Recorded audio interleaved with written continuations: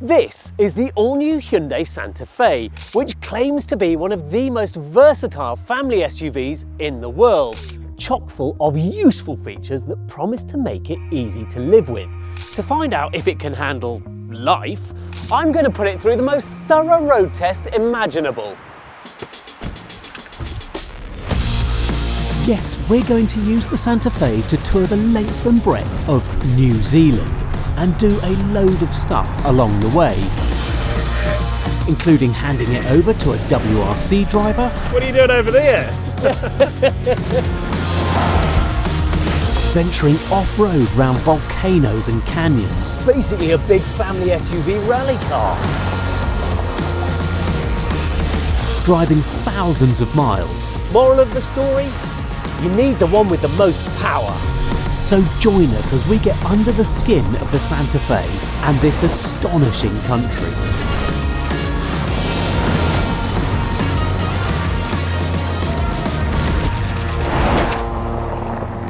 Let's get stuck into it.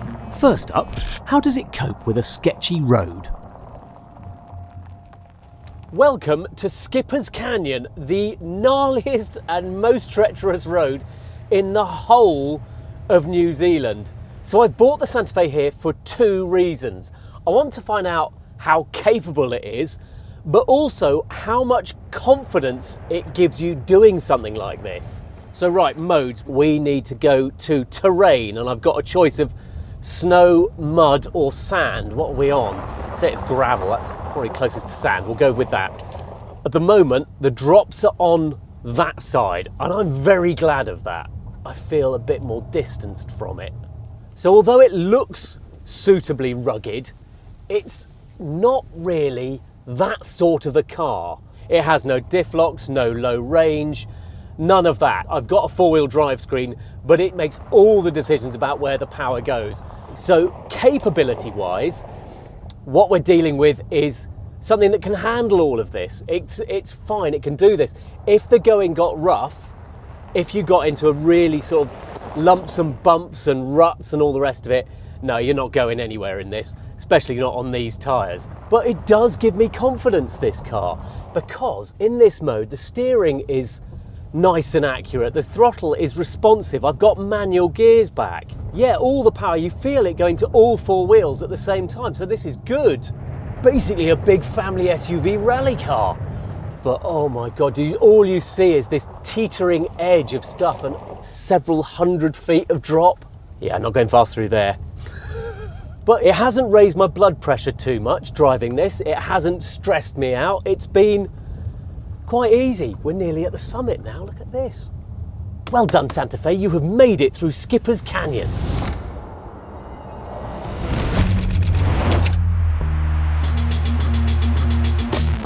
Can it hold its own against architecture? Good design stands out, and compared with Santa Fe's of old, this new one is a massive departure. It's so striking, boxy and utilitarian like a Defender or Land Cruiser, designed to look like a hardcore off-roader, even though it's nothing of the sort. I wouldn't say it's 100% successful though. It seems to squat a bit on the back axle, and these rear lights are just a little bit too low.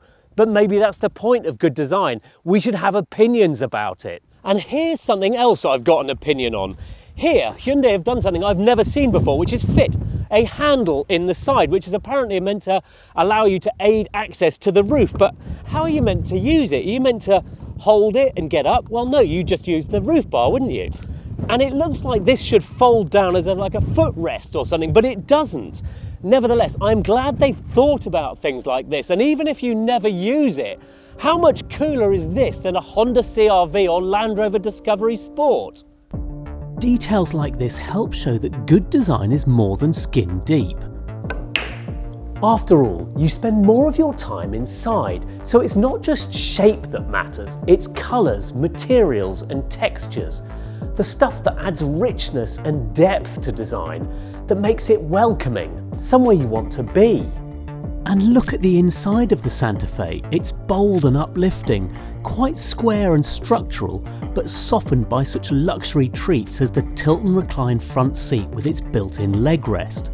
The wood is nothing of the sort, of course, but the pattern of it works, and how many other firms would dare use green plastic?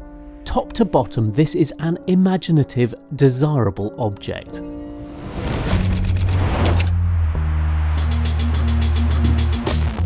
Can it lap faster than a Rodin Fzed?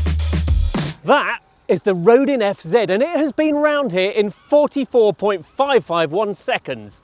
In this crucial test of a family car, we are going to see how fast the Santa Fe goes. Yeah, there we are. Right, we're off. Okay, flat out. This is a 900 metre straight with a kink in it. I think we can take the kink flat. We are doing 75 miles an hour, 80. Ooh, we might actually hit 90 before the kink. Yeah, we just about will. We're flat at 100 miles an hour now, and we're coming up to the 150 metre braking zone. We're doing 110, 115 miles an hour. Brakes, brakes, brakes, brakes, brakes. We're down, we're in, we could have braked later. There we go, let's get it singing round there. Down to here, this one's a tight one as we're coming out. Beautiful views outside. It says the traction's off, the traction is not off. Bad traction. Is this one flat? Yes, it is. Is this one flat? Yes, I think it is. Yes, it is. Right, come on, back on here. Well, this one's a tricky corner. We know this one's a tricky corner. Braking, turning, we can just carry it through, I think, here. Braking, turning, carrying it through here. This one down the end, the last corner, it's a parabolica. It's a long but very small parabolica. And yes, missed the grass, this is important. And across the line. Okay, I was a fair way off the 44.551 lap record, but in my defence, that was set by F1 driver Liam Lawson.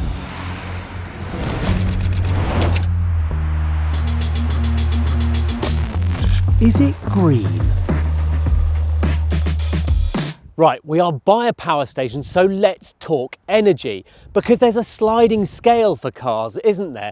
And the prevailing thinking, don't get me started on prevailing thinking, is that electric's good, diesel's bad, and petrol hybrids are somewhere in the middle, which is where the Santa Fe is, because you can't have an electric one and you can't have a diesel one either, which is a shame if you like towing. But petrol hybrid suits it well.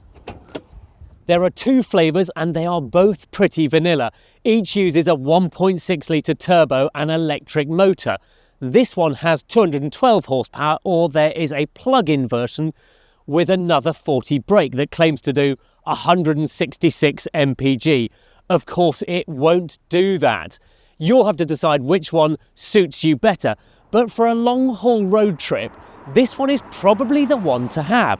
We've been getting 40 mpg against a claim of 44, which means 500 miles between fill-ups. Right, back on the road.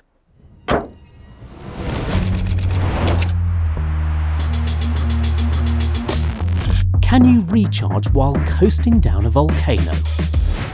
Like every hybrid, the Santa Fe has regen braking. So I'm going to roll down Mount Ruapeo volcano and see if I can recharge the battery before I reach the bottom. That's made slightly more complicated by the fact I can't actually reach the top because of the snow outside. But anyway, let's give it a go, shall we? So, eco mode, foot off the brake, let gravity take its course. Right, let's go. And when we pick up a bit of speed, I'll stick a bit of regen braking, which you do with the paddles here. So yeah, that's 20 k's an hour, 12 miles an hour. We'll go a bit quicker, I think, even in the snow. I think we're all right.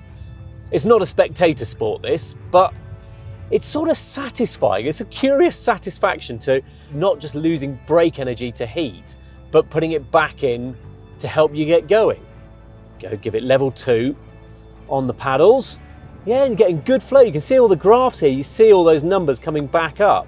Level 3 regen. Even in level 3, the regen isn't that strong in here. It could be stronger. But look, we're doing well. We're at over 80% charged now. I reckon we might do this, actually. I think we might fill the battery completely by the time we get to the bottom. Got an uphill section here, but I'm doing 40 miles an hour. I think I'll be all right. Roll up and over this. Yeah, lost a bit of momentum though. Wonder if rocking helps. Come on, more momentum. I don't think I'm making much of a difference. There we go, 30 miles an hour still. It's working though. All filling up. There you go, look, I get a message here. Recuperative braking not available. Battery fully charged. Perfect.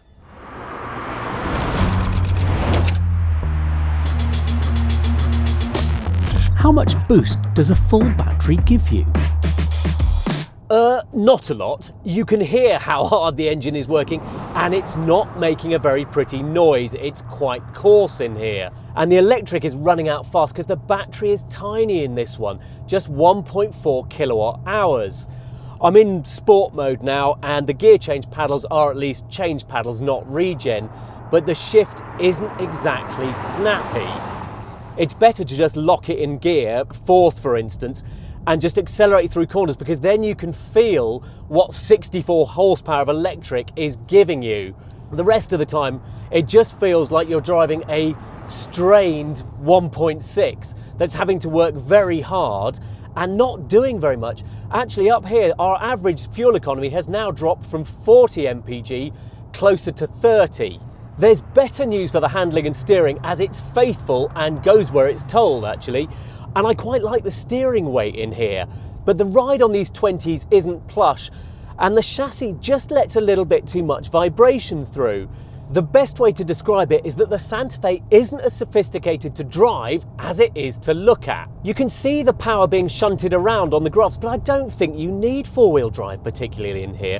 Save yourself a couple of grand and have a two-wheel drive version if you're just going to be doing ordinary family stuff. Instead, spend 2,800 quid on the plug-in version, which gives you a bit more speed and a lot more silent driving. Moral of the story? You need the one with the most power.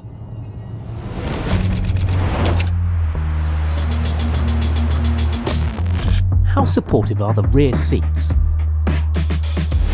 This is Hayden Padden, ex-Hyundai WRC driver and proud Kiwi. Let's get Hayden to drive, shall we? Yeah, buckle up. Yeah. Oh, you're like way in the back. Yeah. There we go. All happy? Yeah, happy. I'm not sure they had this in mind when they designed the Santa Fe. Let's see what top speed we can get down here. Oh, yeah, 160. Right, braking. It's actually hanging on pretty good. Yeah. For an SUV, you probably got to have no tyres left for the rest of your road trip. Into the S's. Use all the curb. Are you hanging on? Yeah, all good, all good. Wow. Oh, yeah. Oh, those brakes are biting all right. It's got good brakes. Yeah. Oh, it's good to see a rally driver knows his way around a circuit as well. Yeah, where's the pace notes? It's built for comfort, not performance. Yeah. You just got to wait. What are you doing over there? Don't worry, we're coming back in a minute. Excellent. Good news. Hang on, I'll help you There out. we go. Oh, there you go. There we go. I can give this another 200 horsepower and it's probably almost a race car. See if I can do it arms up in the air. Yeah, there's not that much lateral support in the seats back here. Yeah, the tyres are about on the limit there. Yeah, so am I. As long as you're not leaving skid marks as well, we're fine. Once Hayden had finished tearing the tyres off it, it was time to adopt a slower pace of life.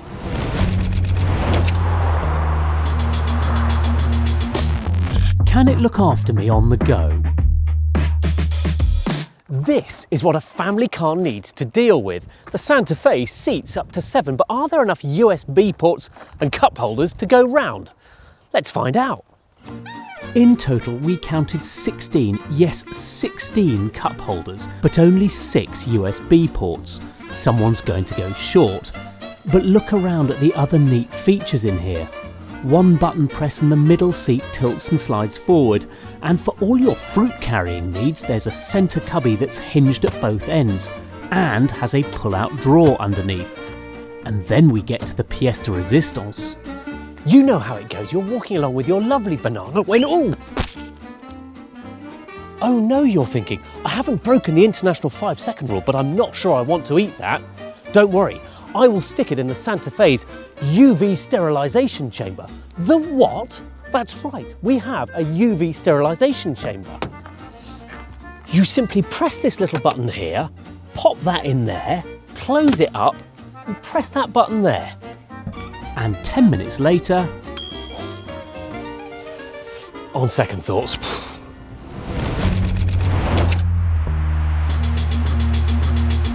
can it help you see Mars? According to Hyundai, if you fold the rear seats, what you have is not a big boot, but a terrace-like space suitable for festivals, picnics and camping. Well, I am in the perfect spot for a bit of stargazing. So I'm just going to jump in and wait for the magic to happen. That's 1,949 litres of space you're looking at. And then, once night fell and the clouds rolled away, considerably more space than that.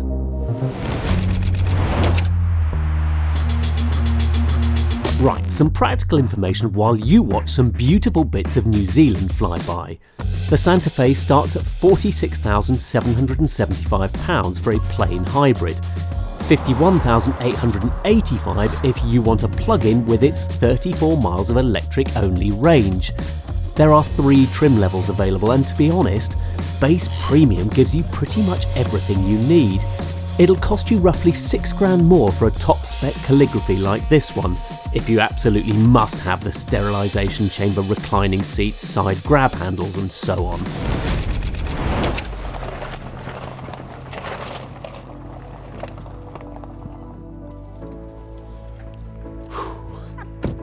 So here we are, the end of the road after driving the Santa Fe over 3,000 kilometres through New Zealand. So what's it been like? Well, the engine is a bit gruff and gutless, but in every other regard it has come up trumps. It's spacious, cleverly designed for families, desirable, and looks great whatever environment you stick it in. And boy, have we stuck it in some environments. Mountains, beaches, racetracks, snow, canyons. It has handled them all. It'll handle anything you throw at it too. And with that, back to the UK.